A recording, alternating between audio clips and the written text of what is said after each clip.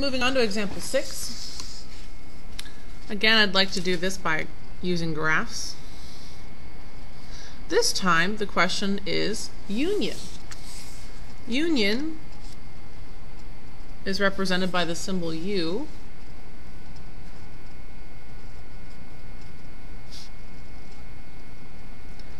And it means basically just a combination of everything.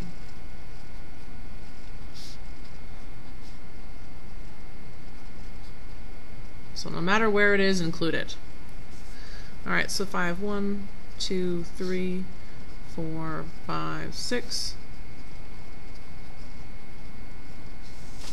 I'm going to do that 2 more times.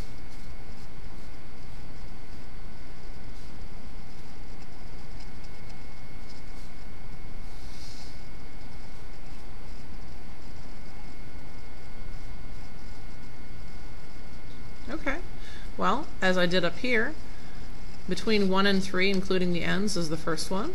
That's this one. 2 to 6, not including the ends, is the second one.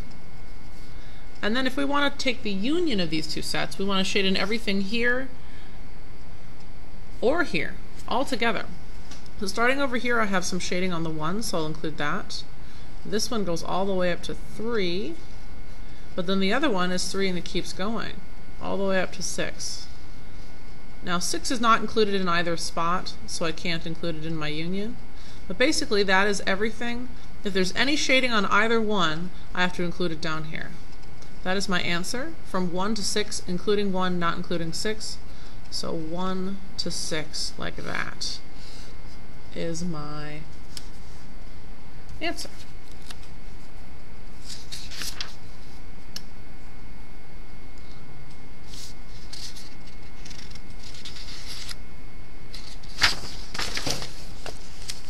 Alright.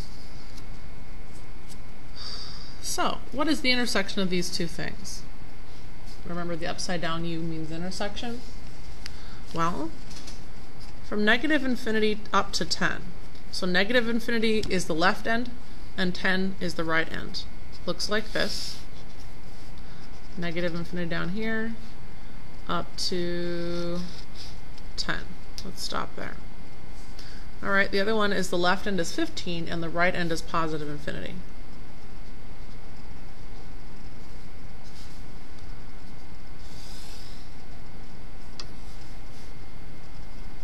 Okay, so here's 15, and then that's not included.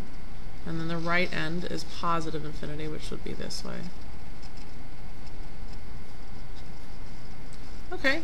So what would be the intersection of those two things? Basically, where is there shading on both?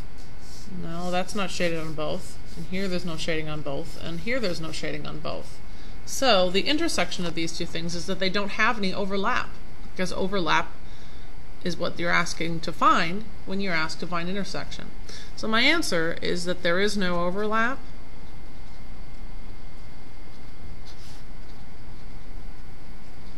And therefore no intersection.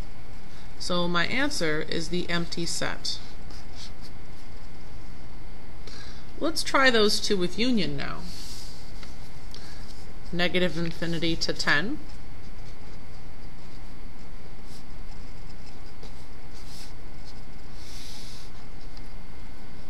Here's negative infinity on the left, up to 10. 15 on the left to positive infinity on the right.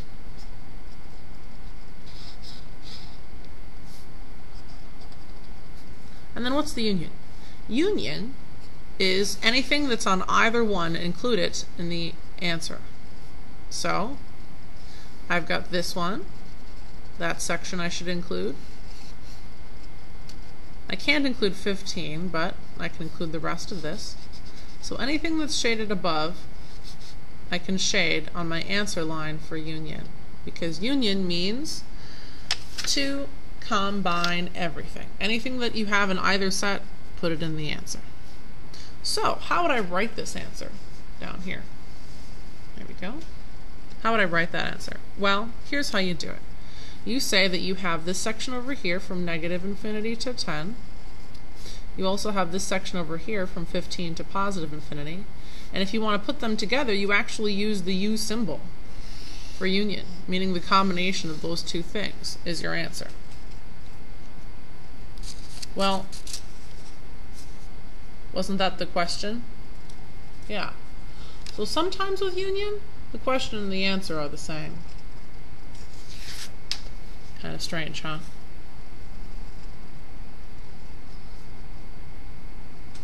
That's a 10, by the way. There we go. All right. A little bit different now. If you want to solve this inequality and then express it in interval notation and graph it. It's actually not that hard. Remember, we solve inequalities just like we do regular equations. The only thing is, if we divide by a negative number, we have to change the inequality to the opposite. So, see right here, I'm dividing by a negative number right there on both sides. What I have to do then is know that instead of writing my answer as less than or equal to, it is now greater than or equal to. So, how do I graph x is greater than or equal to -1? Here's -1. I'm going to include that, and I'm going to shade everything above it. There's the graphed part of my answer. How do I do the interval notation? Well, this is the left and this is the right. On the left I have -1, on the right I have positive infinity. That's included. Infinities for some reason are not included. I don't know why. I know it doesn't make sense.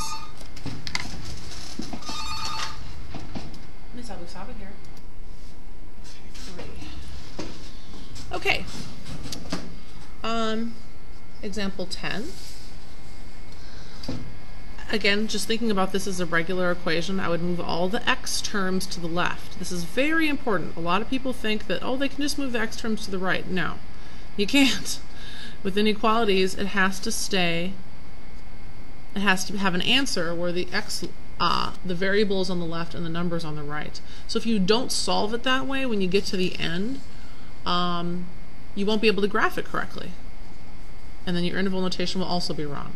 So, very important, get all of your variable terms to the left. And then, of course, all your constant terms over to the right. And then, notice that I'm dividing by a negative right here. Remember, when I divide by a negative with an inequality, I have to make sure to change the inequality.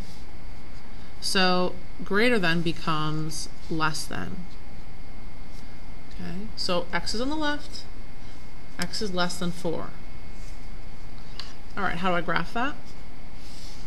Well, I put 4 here, not including 4, because it's not or equal to, but all the x's that are less than that would be that way. Okay, so what would be the interval notation here? Interval notation would be, on the left I have negative infinity, on the right I have 4. 4 is not included, and infinities are also not included. By definition, we don't include infinities.